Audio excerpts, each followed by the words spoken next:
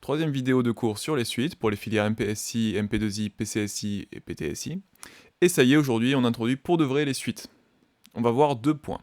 Premier point, on va voir comment définir une suite, on va voir les différentes façons de définir une suite. Et deuxième point, nous allons voir les propriétés classiques de suite. Essentiellement, ce seront des révisions de lycée. Et bien c'est parti, mode de définition d'une suite. Tout d'abord, une petite définition sur ce qu'est une suite. Bon, une suite, c'est une application qui va de n dans R. Ça prend des entiers et ça envoie des réels. J'ai mis n, bien sûr on peut mettre n étoiles au plus grand qu'un certain entier, mais en tout cas ça envoie des entiers vers des réels. Et donc pour définir une suite, il existe plusieurs façons de définir une suite. Une première façon, c'est de définir explicitement la suite. On me donne n et je dis un vaut quelque chose en fonction de n, f de n. Quelques exemples, on peut dire que un vaut n carré. Voilà, u0 vaut 0, u1 vaut 1, u2 vaut 4. On donne directement la formule permettant de calculer un. Une suite homographique, on appelle ça une suite homographique, 2n plus 1 sur n plus 3. Ou encore on peut définir une suite par morceau. Si n est plus petit que 25, on va lui donner une définition, et si n est plus grand que 25, une autre. C'est tout à fait possible. Vous remarquez qu'avec cette façon de définir les suites, eh bien, on peut calculer n'importe quel terme, très simplement. Je peux vous demander, par exemple pour la première suite, U10, vous savez, ça fait directement 100. À la différence du prochain mode de définition, qui est la définition par récurrence, que vous avez vu au lycée, on donne un premier terme de la suite, et puis on dit un plus 1 en fonction du terme qui précède. Une suite définie par récurrence, c'est une suite qui vérifie une relation un plus 1 égale quelque chose en fonction de un, ou bien en fonction de un moins 1 et un de ceux qui précèdent. Donc une fonction des termes précédents. Exemple, on peut prendre u0 égale 1, on peut prendre un plus 1 égale 2 un plus 3, et là, la différence par rapport à tout à l'heure, c'est que si je vous demande de me calculer U10, ça va être un petit peu plus difficile. On voit que U10 vaut 2U9 plus 3. Effectivement, U10 vaut 2U9 plus 3. Donc il me faut U9, mais je n'ai pas U9, j'ai que U0. Donc une suite par récurrence, ça se calcule terme à terme. U0 permet de trouver U1, U0 vaut 1, donc U1 vaut 2U0 plus 3, donc 2 fois 1 plus 3, on obtient 5, on obtient U1. Et ainsi de suite, on peut trouver les termes successifs, mais je ne peux pas calculer immédiatement U10. Voilà d'autres suites, d'autres exemples de suites, notamment la suite de Fibonacci qui est à connaître. Un plus 2, c'est égal à la somme des deux termes qui précèdent.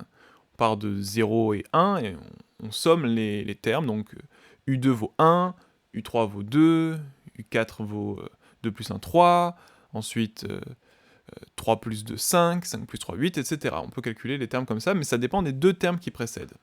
Une troisième façon de définir une suite, et celle-ci vous ne l'avez pas vue au lycée. Il s'agit d'une définition implicite.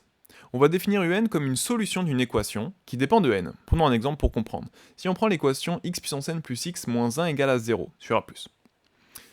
Si n vaut 0, on obtient 1 plus x moins 1, x puissance 0, donc 1 plus x moins 1, ça fait x moins 2 égale à 0. L'unique solution sur a+, c'est bien sûr x moins 2 égale à 0, ça donne x égale 2, donc u0 vaut 2. Si n vaut 1 maintenant, si n vaut 1, on obtient x plus x moins 1, donc 2x moins 1 égale à 0. Et donc 2x moins 1 égale à 0, ça nous donne x égale à 1 demi, donc u1 vaut 1 demi. Et ainsi de suite. Si n égale 2, je peux vous laisser le faire, ça vous donne une équation du second degré. Donc on peut définir pour tout n, un comme l'unique solution de en sur R plus étoile. Qu'est-ce qui me dit qu'il y a une unique solution ? Eh bien, on le fera en exercice, mais essentiellement, ça va être le théorème des valeurs intermédiaires que vous avez vu au lycée, qui vous dit que si on regarde ce qui se passe en 0 sur cette équation, pour un n quelconque, en 0, ça vaut combien ? Quand x vaut 0, ça fait moins 1. Et quand x tend vers l'infini, ça tend vers l'infini. De plus, je prétends que cette fonction, x puissance n plus x moins 1, elle est strictement croissante. Pourquoi ? Parce que si je dérive, ça fait nx puissance n moins 1 plus 1, tout est positif, on est sur R+, elle est strictement croissante. Par le théorème des valeurs intermédiaires, je vais de moins 1 à plus l'infini de façon strictement croissante, et ma fonction est continue, il y a une unique solution. On reverra ça en exercice, bien sûr. Alors, quelques propriétés des suites.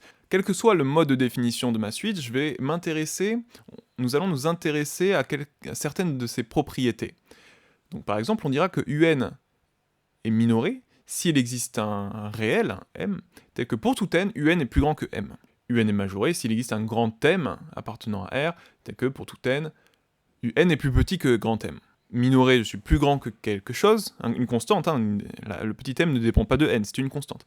Et majoré, je suis plus petit, il y a un seuil au-dessus. Et bien sûr, je suis borné si et seulement si je suis à la fois minoré et majoré. Alors ces notions existent aussi à partir d'un certain rang. Pour toutes les définitions que nous allons donner, on peut aussi dire rajouter à partir d'un certain rang, qui signifie qu'il existe un rang à partir duquel je suis minoré et majoré. Donc ça signifie qu'il existe un grand n tel que pour tout n plus grand que ce grand n, un est minoré et majoré. On verra en exercice comment le démontrer, mais toutes les définitions que je vais donner existent avec cette variation à partir d'un certain rang, ou ce sera à partir d'un grand n, pour tout n plus grand qu'un grand n. Propriété, un est borné si et seulement si valeur absolue de un est majorée. Alors démontrons-le. On va faire le sens de gauche à droite, puis le sens droite à gauche, comme ça qu'on montre une équivalence. Sens de gauche à droite. Supposons que un est borné. Alors, par définition, elle est à la fois minorée et majorée, donc il existe un m et un grand M, tel que un est entre petit m et grand M, pour tout n. Eh bien, je prétends que ça signifie que valeur absolue de un est plus petit que le max de valeur absolue de petit m et de valeur absolue de grand M, mais j'aimerais que vous le compreniez. Regardons cet exemple. On va prendre un qui vaut ainsi, donc il me semble 1, 2, moins 4, 3, 2. Et donc cette suite, je ne l'ai pas tracée jusqu'à l'infini, le reste ne m'intéresse pas. Ce que je veux que vous compreniez, c'est si un est compris entre deux valeurs, donc ici entre moins 4 et 3, petit m et grand M. Alors lorsque je prends la valeur absolue, donc ici valeur absolue de un en rouge, qui vaut donc 1, 2, et valeur absolue de un, c'est un mais en positif, donc quand un vaut moins 4, valeur absolue de un vaut 4. Donc valeur absolue de un ici, on voit qu'effectivement elle ne va pas dépasser le seuil que prend un, que ce soit dans les positifs ou dans les négatifs. Ici, petit m en valeur absolue vaut 4, et grand M en valeur absolue vaut 3. Grand M est positif ici. Donc, valeur absolue de un est plus petit que le max entre 3 et 4, les valeurs absolues de mes bornes, donc plus petit que 4 ici. Bon, bien sûr, ici, j'ai pris que 4 termes, 4, oui. Et bien, même s'il y en avait une infinité, ce serait pareil. Si un est compris entre deux bornes, et bien la valeur absolue, il suffit qu'elle soit majorée par la plus grande des deux en valeur absolue. Très bien, donc un en valeur absolue est plus petit que le maximum des deux bornes que j'ai pris en valeur absolue. Valeur absolue de un est majorée. Alors quand on fait une équivalence, il faut bien sûr faire aussi la réciproque. Donc ici, réciproque, on va supposer que valeur absolue de un est majorée. Oui, mais un en valeur absolue majorée, ça signifie valeur absolue de un plus petit qu'un grand K. Bon, K positif, ce n'est pas important, hein. Mais valeur absolue de un plus petit que grand K signifie que un entre moins K et K.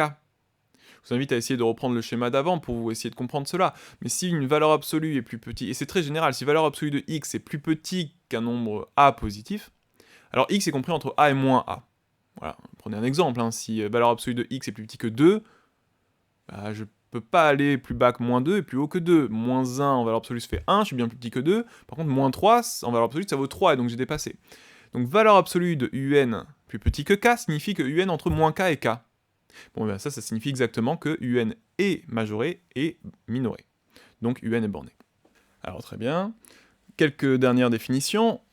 On dira que un est croissante si, pour tout n, un plus 1 est plus grand que un. Décroissante plus petit que un. Bah oui, croissant c'est si un plus 1 est plus grand que un. Chaque terme est plus grand que son prédécesseur. Décroissante, chaque terme est plus petit que son prédécesseur. Bien sûr, il existe la variante strictement, avec des inégalités strictes, si je crois strictement ou si je décrois strictement. Et enfin, monotone, ça signifie si je suis croissant ou décroissant. Bien sûr, il existe la version strictement monotone. On dit que un est stationnaire si il existe un rang à partir duquel je suis constant. Donc il existe un rang, il existe un n tel que pour tout n, un est égal à une constante. Et enfin, on dit qu'elle est périodique de période t si, pour tout n, un plus t égale à un. C'est-à-dire que quand je fais, par exemple, si t vaut 3, un plus 3 vaut un. Si je regarde 3 termes après, je suis revenu à un, et ça pour tout n. Donc on dit qu'elle est périodique. Pensez à moins 1 puissance n, qui est périodique de période 2. 1, moins 1, 1, moins 1, 1, moins 1. Bien sûr, de tout ce qu'on a vu, il existe la version à partir d'un certain rang, où je rajoute juste, il existe un grand n à partir duquel, donc il existe un grand n tel que, pour tout n plus grand que grand n, par exemple, un est périodique. Et ceci conclut déjà notre introduction aux suites, pour de vrai, nous avons vraiment introduit les suites, et je vous retrouve dans la vidéo suivante.